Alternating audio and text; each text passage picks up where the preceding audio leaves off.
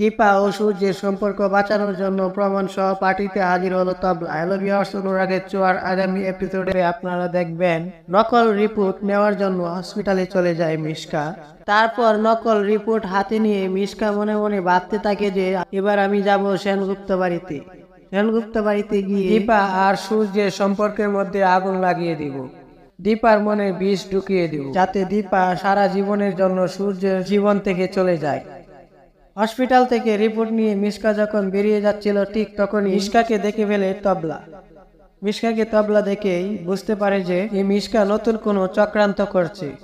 মিশকার আসলে অন্য কোনো উদ্দেশ্য আছে, নয়তো এই হসপিটাল থেকে বের হবে কেন? তারপর তবলা ছুটে যায় সেই হসপিটালে গিয়ে সে ডাক্তারকে জিজ্ঞেস করলে ডাক্তার অস্বীকার করে। তারপর ডাক্তারকে পুলিশের ভয় দেখালে সবকিছু ডাক্তার বলে দেয়। তারপর তবলা যথাযথ প্রমাণ সংগ্রহ করে হসপিটাল থেকে বেরিয়ে যায়। তারপর তবলা সেনগুপ্ত বাড়িতে গিয়ে দেখে যে সেখানে রিপোর্ট হাতে নিয়ে সেই মিশকা সেনগুপ্ত বাড়িতে হাজির হয়ে যায়।